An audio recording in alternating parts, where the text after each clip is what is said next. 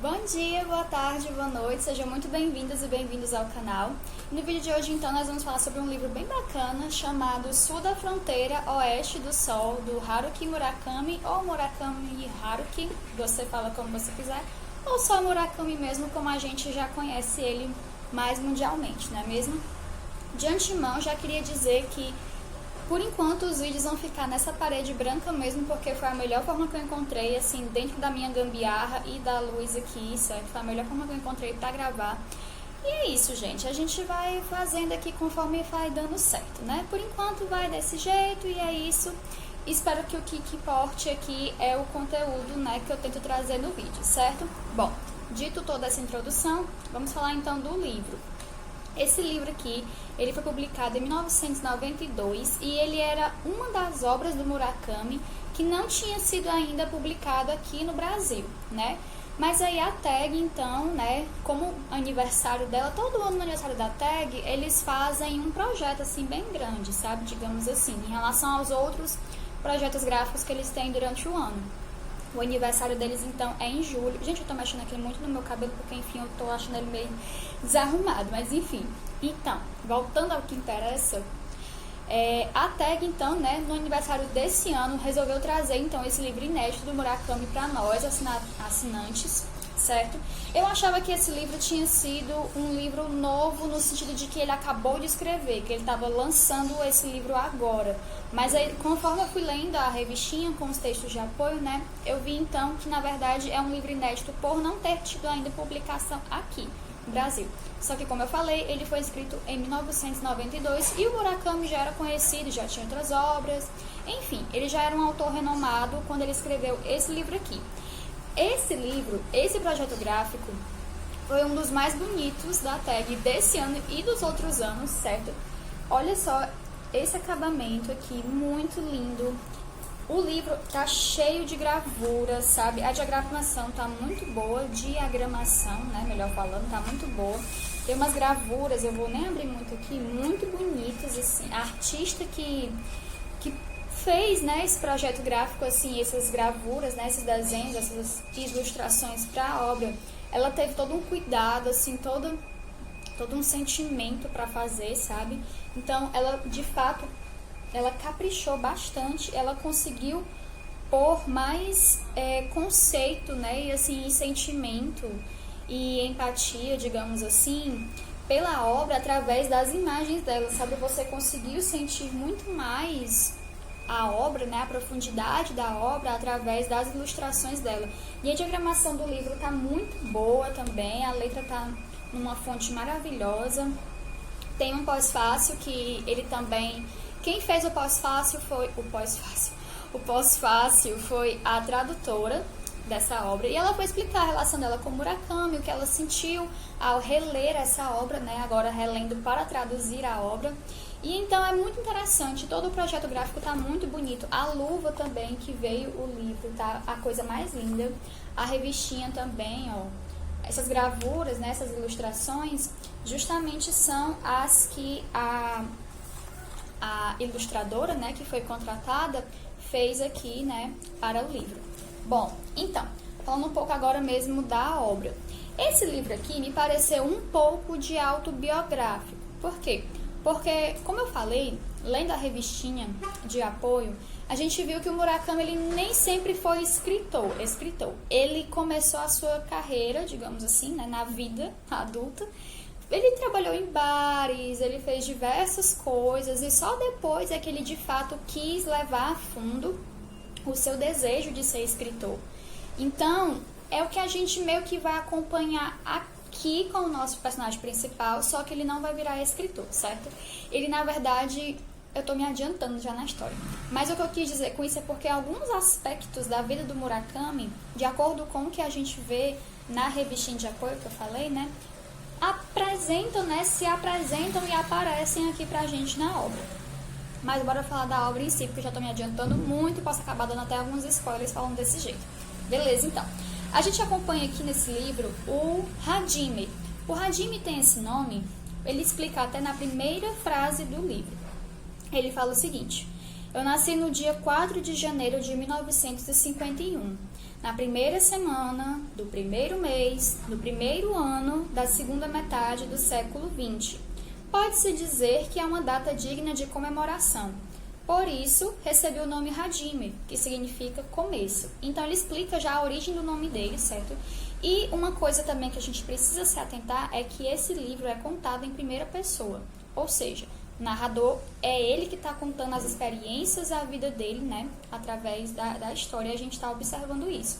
E aí a gente precisa lembrar que narradores de primeira pessoa, em primeira pessoa, não são confiáveis, porque a gente vê somente os pontos de vista deles, né, desses narradores. E no caso, então, a gente vai acompanhar a vida do Hadime, desde justamente essa infância dele, né, até a sua fase adulta.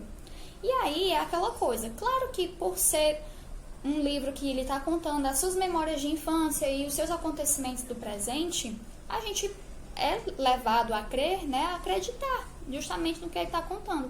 Entretanto, como a nossa vida, né, inclusive a do Hadime, não envolve somente as ações que ele faz, mas sim que as pessoas ao redor dele também fazem, os pensamentos, as ações mesmo, como eu falei, e tudo que se desenvolve nas histórias, né, dele e as nossas histórias mesmo, não tem o ponto de vista aqui das outras pessoas que fazem parte da vida do Hadime, só tem a dele. Então, por isso que, por mais que seja um livro que ele está contando da própria vida, da própria história, certo? A gente não pode confiar exatamente no que ele está contando em alguns momentos, certo? Então, bora lá. Eu só queria pontuar uma coisa, que justamente, como eu falei, esse livro tem um quezinho de autobiográfico, de autoficção, certo? E eu lembrei muito do Limonov, quando eu lembrei desse termo, né? Autoficção, autobiográfico, enfim. E aí eu vou deixar, então, o link também para o meu vídeo, deixar aqui em cima no izinho para vocês conferirem o vídeo de Limonov. Foi até um dos mais recentes que saiu aqui, muito interessante.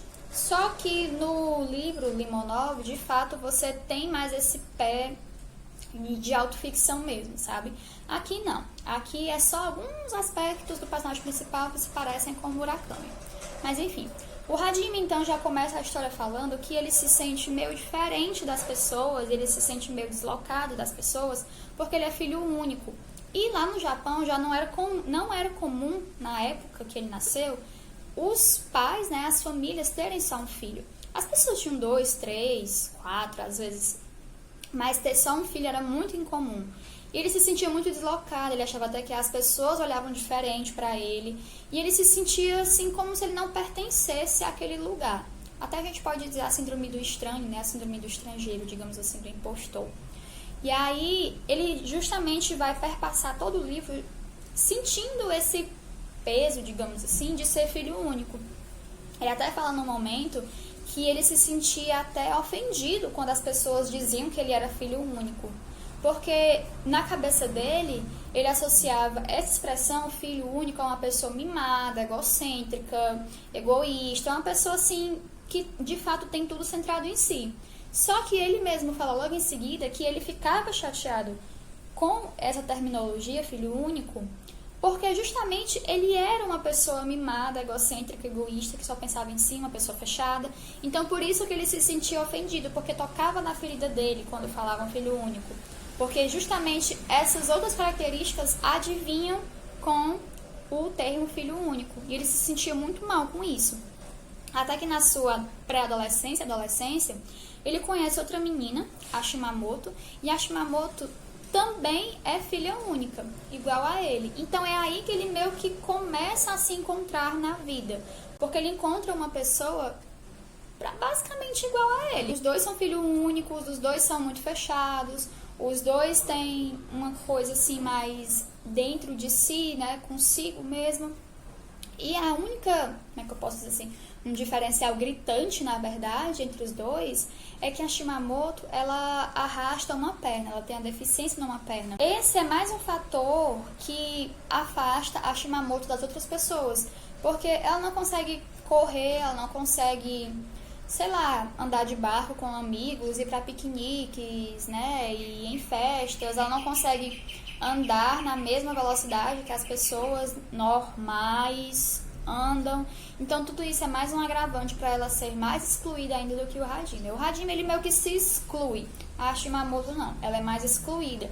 E ela meio que não acha tão ruim, a princípio, ser excluída, por conta que ela também é muito fechada dentro de si. Mas aí então ela conhece o Hajime e os dois têm essa amizade muito forte, muito bonita. Ele sempre vai na casa dela, ele sempre acompanha ela depois da escola.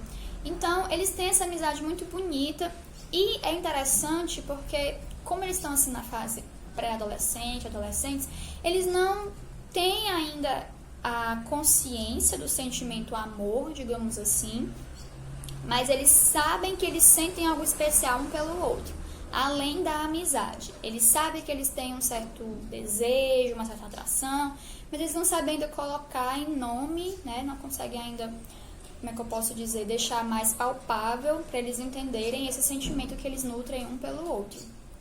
Aí, conforme o tempo vai passando, o Hajime, né, ele acaba tendo que se mudar, ele vai estudar em outra cidade, né, em outra escola. E aí, meio que a amizade que ele tem com a Shimamoto se desfaz, porque ele promete que vai visitá-la, mas nunca vai. E aí eles acabam se distanciando. E aí o Hajime, ele tem muito de lembrar sempre dessa imagem da Shimamoto como uma pessoa que escuta ele, que entende ele, que mostrou um mundo de coisas que ele gosta, como livros, CDs, artistas de jazz e muitas outras coisas.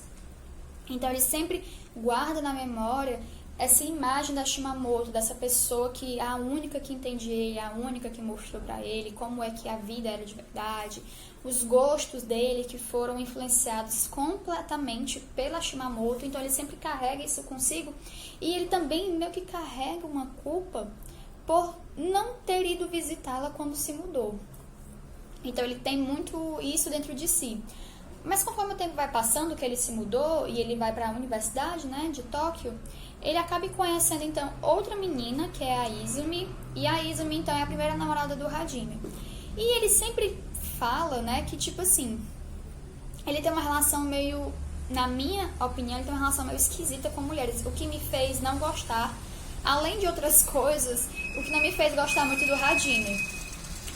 Porque o Hajime, ele tem um negócio muito assim de categorizar mulheres, sabe? Tipo assim, aquela ali, ela não é bonita, mas tem uma coisa que me atrai. Mas aquela ali já é bonita e pra mim eu só queria deitar com ela, digamos assim. Ele tem uma coisa meio esquisita, não é bem esquisito o nome, mas esse jeito de ele pensar em relação às mulheres, essa aqui eu quero namorar, essa aqui eu só quero transar, essa outra aqui não sei o que, me incomodou, sabe? É como se ele só se deixasse levar pelo menos de primeira mão, assim, né, primeira vista, pela aparência das pessoas, sabe? Então, tipo assim, é tanto que tem um momento da história, que eu vou já chegar lá, que ele faz uma coisa muito ruim com a Izumi, né, que eu não vou contar pra vocês o que é, porque senão vai acabar estragando a experiência, que ele faz algo com a Izumi, mas ele tem a consciência de que o que ele tá fazendo é horrível, mas ele não consegue parar, e além de ele não conseguir parar,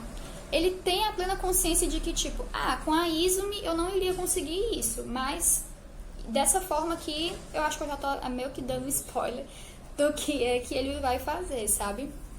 Mas enfim, ele tem esse jeito meio estranho de... eu não vou nem mais dizer que é estranho ou esquisito, porque eu posso estar sendo até preconceituosa, sabe?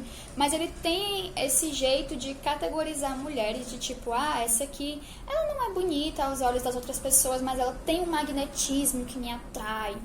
Essa aqui é linda, mas eu acho que eu só deitaria com ela uma vez ou duas e pronto, só isso mesmo.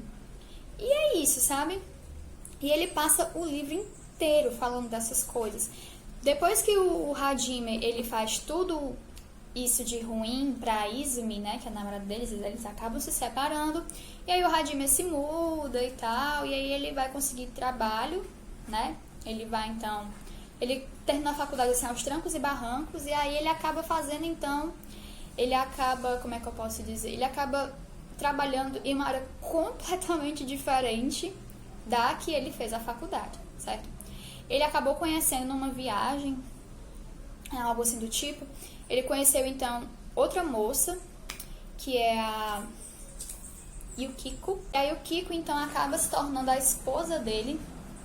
E justamente ele fala que, tipo, tava a Yukiko e a irmã dela, se eu não me engano. Aí ele fala, a irmã dela era mais bonita, mas a Yukiko é que me atraiu, tinha um magnetismo que me atraiu e eu senti aquela atração, não sei o quê. Enfim, ele acaba conhecendo a Yukiko e ele se casa com a Yukiko, tem 2 filhas. A vida é boa para Hajime, certo? O sogro dele é muito rico também, ele tem diversas empresas, ele investe em ações, tem umas maracutaias também, mas enfim, o sogro dele é extremamente rico e ajuda então o Hajime a construir então uma empresa para o Hajime. Ele fala, olha, se você quiser eu posso lhe dar capital para que você, né, consiga então trabalhar no que você queira. E aí o Hajime então começa a pensar e ele decide então criar um bar, né, fundar um bar diferente, que várias pessoas possam ir lá, possam degustar dos drinks, dos aperitivos, né? E aí, esse ponto que eu disse que parece muito com o Murakami, porque o Murakami também trabalhou em bar e tudo. Só que o Hajime, ele no caso, ele além de fundar, né, enfim, ele é o gerente, ele cuida de tudo. E ele gosta muito do que ele faz e ele consegue ter uma renda muito boa. Ele consegue viver muito bem com essa renda do bar, tanto que futuramente ele abre outra filial, mas ele tem a consciência de que ele não quer muito mais do que isso. Ele já tem uma casa muito boa, ele tem uma esposa muito boa, filhas muito boas, tem uma renda muito boa também, ele vive muito bem. Então a vida está assim maravilhosa para Hajime. Depois de todos os sofrimentos que ele passou, uma coisa até que eu esqueci de comentar é que ele trabalhou 8 anos numa editora de livros didáticos. E pra ele foi uma coisa assim terrível, sabe? Ele, disse que perdeu 8 anos da vida dele nessa editora. Disse que era uma coisa totalmente apática, totalmente parada, morgada, morta, horrível. E aí ele, então, né, quando ele começa a trabalhar no bar, que é quando ele conhece também a Yukiko e tudo, né? E no caso o bar veio bem depois da Yukiko, mas enfim. Então, ele vê agora, nos seus 30 e poucos anos, que a vida é agora a vida que ele sempre pediu a Deus, né? Ele tem uma esposa, ele tem estabilidade, ele tem filhas, ele tem dinheiro, ele trabalha no que ele gosta, no que ele quer. A vida é maravilhosa para Hajime. Mas aí, então, Hajime começa a ter, como eu falei no começo do vídeo, a síndrome do impostor novamente. Ele começa a pensar que, na verdade, essa vida que ele está tendo não seria para ser a vida dele, sabe? Não deveria ser a vida dele. Que ele não merece aquela vida. Que é como se outra pessoa tivesse entrado no corpo dele, digamos assim. É um exemplo bem esdrúxulo. É como se outra pessoa tivesse entrado no corpo dele e estivesse vivendo por ele, sem ser ele mesmo, sabe? E ele ficou tipo, nossa, mas será que é isso mesmo que eu quero pra minha vida? Será que é isso mesmo que eu quero construir? Eu quero viver essa vida de casado com as minhas filhas? Ele ama a mulher, ele ama as filhas, ele ama o que ele faz, ele gosta muito da vida dele, mas ele começa a não se sentir de novo pertencente àquele meio. E, para piorar tudo, digamos assim, ele encontra, numa vez que ele está caminhando, numa outra viagem, alguma coisa assim, ele vê uma moça que também arrasta a perna e que é muito, muito, muito parecida com a Shimamoto. E aí acaba deixando ele ainda mais confuso em relação a esses pensamentos que ele já estava tendo. E depois de alguns tempos, assim, de alguns meses, ele reencontra de fato a Shimamoto. Se é a mesma moça ou não, eu não sei, porque eu não vou contar pra vocês, porque senão também é mais um spoiler. Mas ele acaba reencontrando a Shimamoto e ele fica completamente confuso, mais confuso ainda, do que ele deveria fazer, do que ele deveria agir, de como ele deveria agir, melhor dizendo, de como ele deveria se portar. Então a vida do Hajime vira de cabeça para baixo, ou não, pode ser que ela tenha mais sentido para ele agora que ele reencontrou a Shimamoto.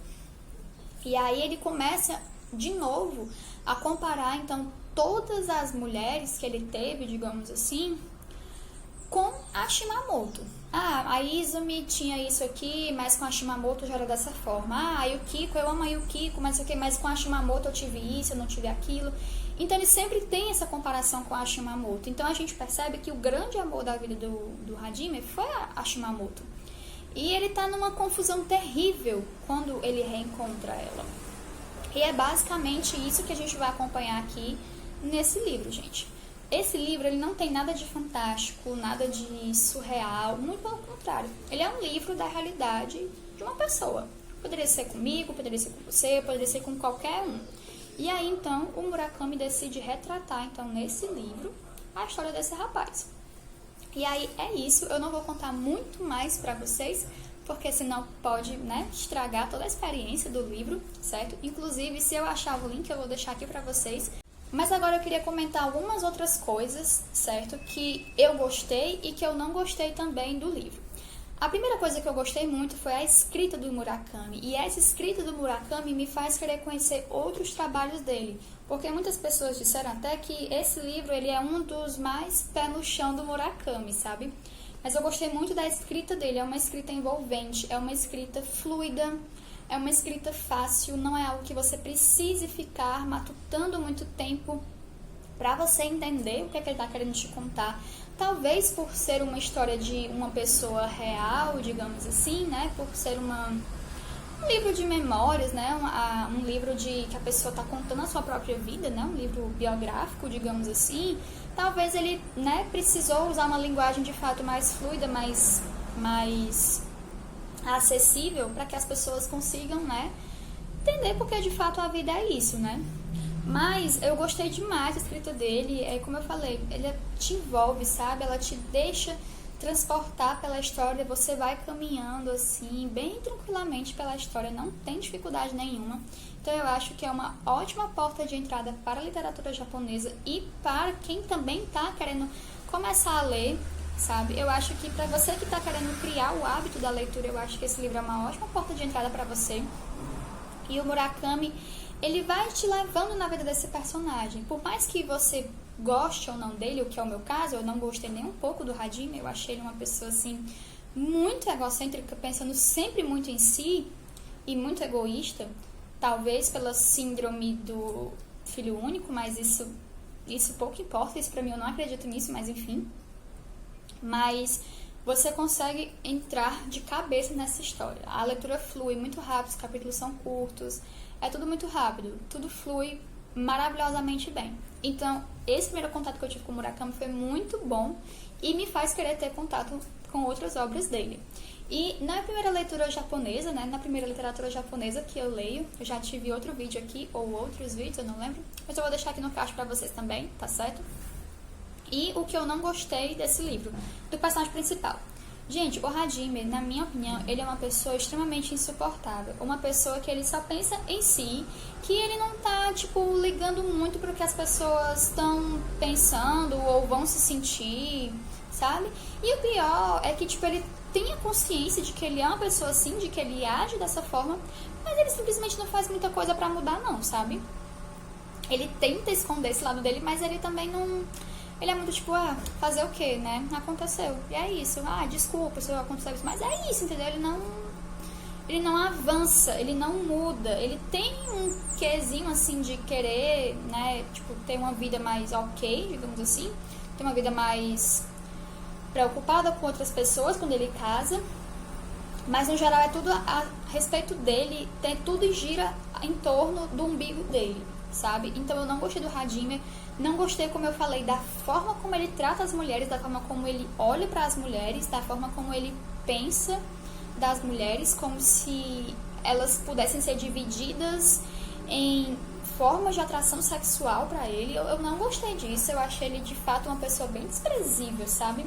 Mas assim, é a minha opinião e que eu acho que pode acabar influenciando alguém quando for ler. Mas é isso, gente. O que eu poderia dizer que não gostei desse livro foi justamente do personagem principal. Entretanto, uma coisa que eu preciso salientar e frisar é que muitos dilemas que o Hajime passa aqui são dilemas reais, são dilemas que qualquer pessoa poderia passar, certo? Então, no caso, ele passa, assim, por dúvidas e questões filosóficas, né, da vida e tudo mais, que qualquer pessoa pode estar sujeita a passar. Só que, né, eu acredito que nem todo mundo é tão centrado no próprio umbigo como ele. Mas, enfim, é um livro muito interessante, eu gostei bastante. Quando você, tipo, tenta abstrair do personagem principal e pensar que, sei lá, poderia ser uma história que acontece comigo ou com um amigo, uma amiga, enfim, a leitura flui com muito mais tranquilidade. E assim, mesmo eu não gostando do Hajime, não foi impedimento para aproveitar a leitura, certo? A leitura flui muito bem, corre muito bem. E é isso. Aqui um livro, assim, uma indicação. Eu indico pra vocês esse livro, certo? É um livro, assim, muito bacana. Pra você que nunca leu Murakami, como eu nunca tinha lido, eu acredito que seja, na verdade, uma ótima experiência, porque pra mim foi uma ótima experiência, certo?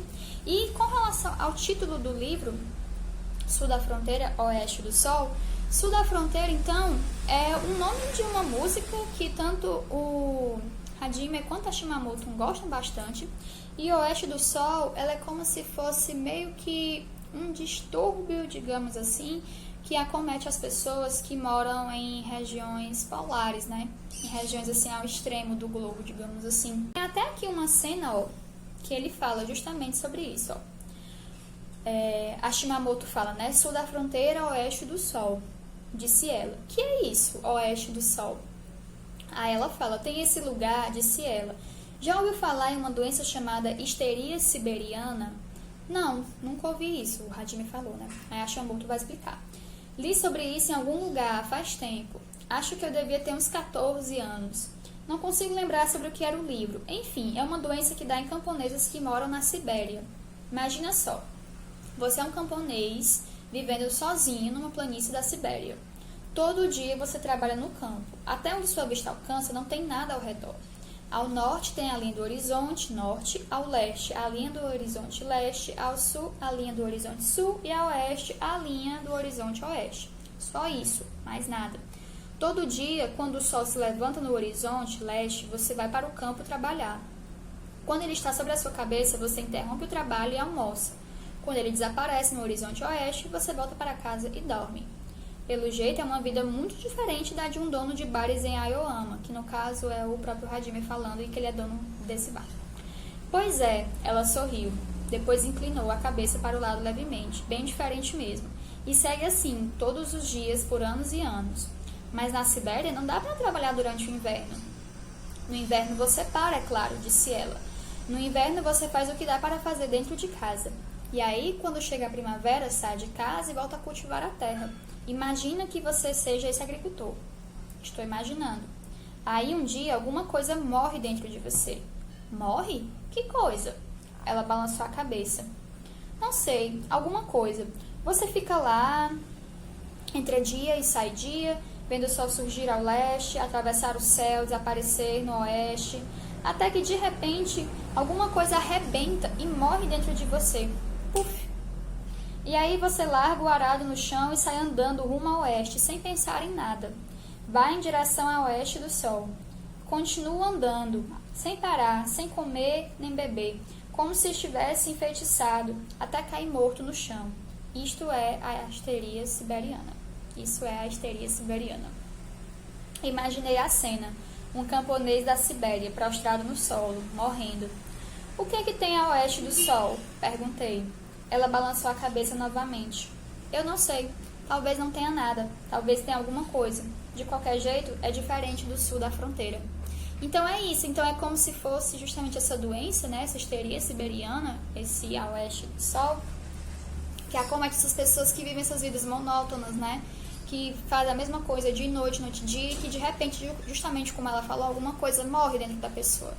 Que lembra um pouco o Hajime, né? Ele vive a mesma vidinha, aquela coisa toda, e de repente alguma coisa se arrebenta nele. Quando e por que eu não vou dizer também, certo? Porque pode ser que o que eu tenha percebido disso pode ser diferente do que você venha a perceber caso você ler esse livro. E é isso, gente. Outra coisa também que eu gostaria de falar é que a gente, depois que o Hajime reencontra a Shimamoto, a gente tem alguns, como é que eu posso dizer, mistérios, né, em relação à vida dela, que ela vai contando pra ele, e que muitos não vão ficar resolvidos, o que meio que me incomodou um pouco, porque a gente fica com essa história em aberto. Na verdade, o final do livro é bem aberto. O livro, ele é um livro aberto, né, uma história aberta. Então, está apto para diversas interpretações, certo? Então, se alguém já tiver lido, ou se alguém for ler, comenta aqui embaixo pra gente discutir, então, os possíveis finais que esse livro aqui pode ter, certo?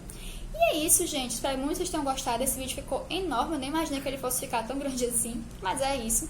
Curtem, comentem, compartilhem esse vídeo, tá bom? Vejo vocês nos próximos vídeos do canal. Um beijo bem grande. Tchau, tchau.